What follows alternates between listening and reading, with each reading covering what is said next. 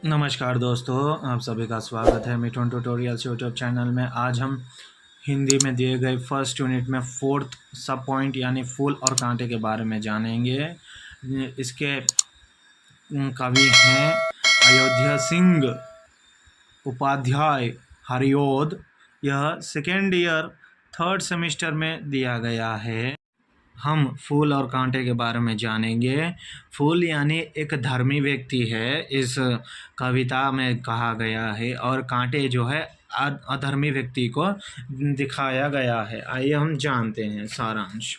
इस कविता के माध्यम से कवि यह कहना चाहते हैं कि मनुष्य का कर्म ही उसे महानता की शिखर पर ले जाता है।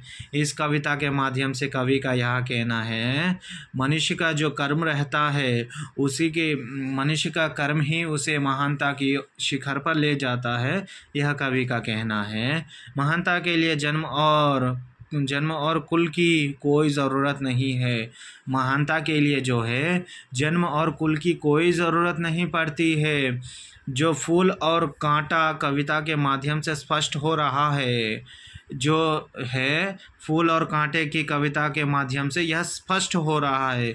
उसका सारांश कुछ जो इस प्रकार है। एक ही जगह पर दो प्रकार के मनुष्य होते हैं। एक ही जगह पर जो हैं दो प्रकार के मनुष्य रहते हैं और होते हैं। एक धर्म पर चलता है तो दूसरा अधर्म पर।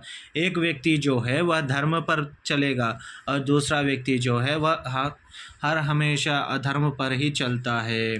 धार्मिक व्यक्ति हमेशा सबका सुख चाहता है और अधर्मी अपने स्वार्थ के लिए दूसरों को कष्ट पहुंचाता है।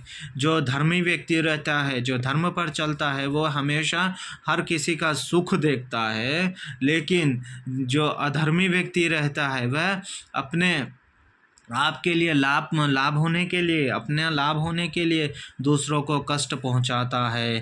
ठीक उसी प्रकार जिस प्रकार एक ही पेड़ पर फूल और कांटे दोनों होते हैं, इसमें कोई कहा गया है कि ठीक उसी प्रकार जिस प्रकार की एक ही पेड़ में फूल भी होते हैं और उसी पेड़ में कांटे भी होते हैं। अधर्मी व्यक्ति दूसरों का सुख देखना पसंद नहीं करता।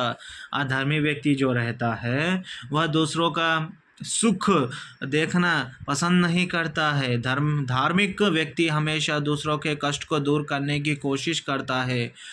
लेकिन धार्मिक व्यक्ति जो रहता है वह हर हमेशा अपने आसपास के व्यक्ति को एक किसी को हमेशा कष्ट में नहीं देखना चाहता, वह हमेशा सुख ही बांटता है। उसका स्वभाव तो फूल जैसा होता है।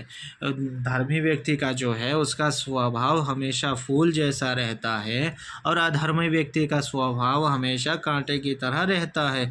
दूसरी तरफ अधर्मी व्यक्ति का स्वभाव कांटे के समान होता है। जो मनुष्य दूसरों को तकलीफ पहुंचाता है, जो मनुष्य है दूसरों को हमेशा तकलीफ पहुंचाता है। धार्मिक व्यक्ति तो अपना सब कुछ न्योछावर कर देता है। ठीक उसी प्रकार जिस प्रकार फूल तितलियों को अपने गोद में बिठाता है तथा भंवरे को अपना रस पिलाता है, लेकिन अधर्मी व्यक्ति कांटे के समान होता है। धर्मी व्यक्ति जो होता है अपना सब कुछ दूसरों पर न्योछावर कर देता है कि हर किसी को सुख देने के लिए। ठीक उसी प्रकार जिस प्रकार फूल जो है तितलियों को अपने गोद में बिठाकर भंवरे को अपना रस पिलाता है, लेकिन अधर्मी व्यक्ति जो रहता है वह हमेशा कांटे के समान ही रहता है। धार्मिक और अधर्मी व्यक्ति ठीक उसी प्रकार है जिस प्रकार फूल और कांटे यहाँ पर जो कहा गया है। धार्मिक और अधार्मिक व्यक्ति को कंपेयर किया गया है। ठीक उसी प्रकार जिस प्रकार अगर धार्मिक व्यक्ति को फूल के जैसा बताया गया है और अधर्मी व्यक्ति को कांटे की तरह, जिस तरह से कांटा सबको खटकता है तो फूल भगवान जिस तरह से कांटा सबको खटकता है तो फूल भगवान के शीश मुकुट पर चढ़ाया जाता है। ठीक उसी प्रकार जिस प्रकार जो है फूल जो रहते हैं वह भगवान को चढ़ाया जाता है, और कांटा जो है हमेशा हर किसी को खटकता है। इसलिए कहा गया है कि व्यक्ति की बड़ाई कुल और जन्म से नहीं होता है।